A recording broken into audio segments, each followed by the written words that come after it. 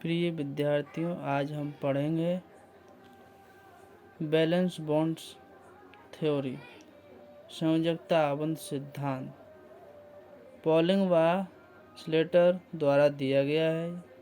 उपसंयोजकों के त्रिविम रसायन तथा चुंबकीय क्षेत्र को स्पष्ट करने के लिए ये सिद्धांत दिया है। इस सिद्धांत के अनुसार पहला सिद्धांत उन्होंने दिया था, केंद्रीय धातु परमाणु की अपनी समन्वय संख्या के बराबर रिक्त परमाणु कक्षक उपस्थित होते हैं, जो संकृत होकर आवंदित परमाणु कक्षकों का एक समूह बनाते हैं। समन्वय संख्या, संकरण, ज्यामिति। समन्वय संख्या अगर 2 रहेगी तो संकरण sp बनेगा और रेखीय होगा। 4 रहेगी तो spq चतुष्फलकीय। 4 dsp स्क्वायर वर्ग समतलीय। 6 spqd स्क्वायर अष्टफलकीय। दूसरा सिद्धांत है, सिग्मा आबंध बनाने के लिए केंद्रक धातु परमाणु के रिक्त संकृत कक्षक दाता समूह के भरे हुए कक्षकों के साथ अतिव्यापन करते हैं, जिससे उपसंयोजक आबंध बनाते हैं। तीसरा सिद्धांत उन्होंने दिया था, यदि केंद्रक धातु परमाणु के भरे हुए कक्षक लिगैंड के रिक्त कक्षकों के साथ अतिव्यापन करते हैं तो पाई बॉन्ड बनाता है या बनते हैं, परंतु इसकी संभावना बहुत कम होती है।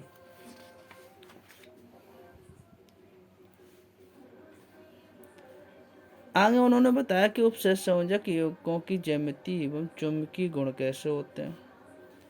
पहला है, केंद्रीय धातु परमाणु की ऑक्सीकरण संख्या ज्ञात करके उसका इलेक्ट्रॉन विन्यास लिखते हैं।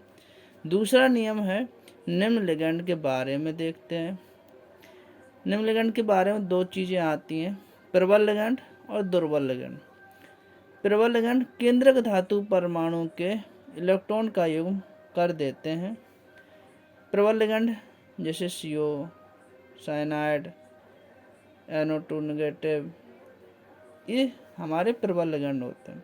दुर्बल लिगैंड के धातु परमाणु के इलेक्ट्रॉन का युग्म नहीं कर पाते हैं, जैसे H2O है, C2O4 2 नेगेटिव, ये है। के धातु व परमाणु केंद्रक धातु के परमाणु के रिक्त कक्षकों के लिगैंडों के इलेक्ट्रॉन भरते हैं। चौथा नियम है, भरे कक्षकों के आधार पर संकरण व ज्यामिति ज्ञात करते हैं।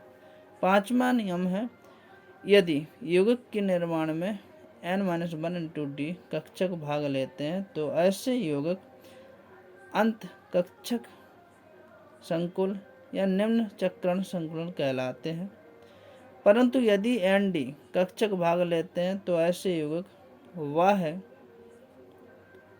कक्षक संकुल या उच्च चक्रण संकुल कहलाते हैं।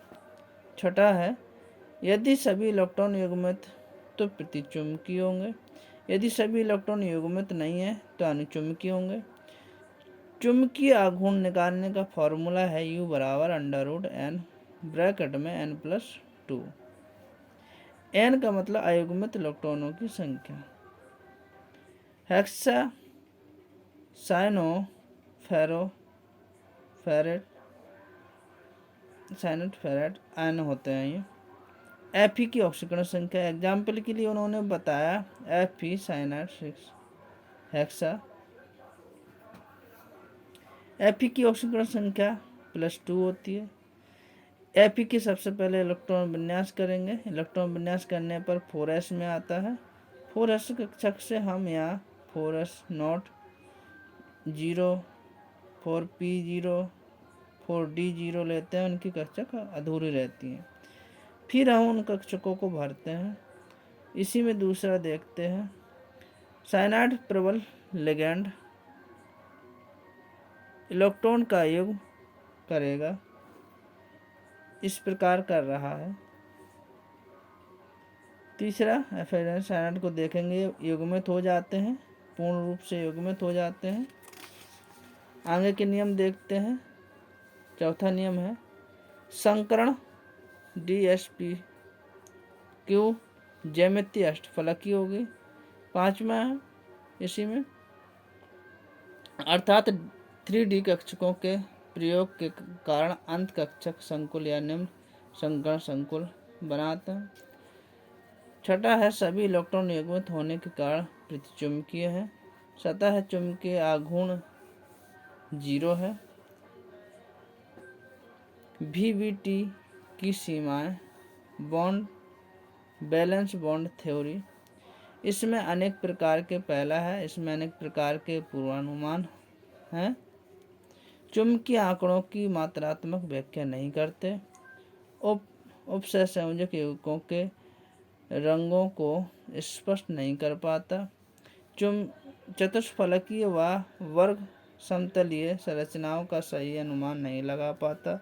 उपसंयोजक के ऊष्मगतिकीय या गतिकीय स्थायित्व की व्याख्या नहीं करता। दुर्बल व प्रबल लिगैंड के सही विभेदन नहीं करता है। आगे सिद्धांतों अगली वीडियो में बताएंगे आप लोगों को। धन्यवाद।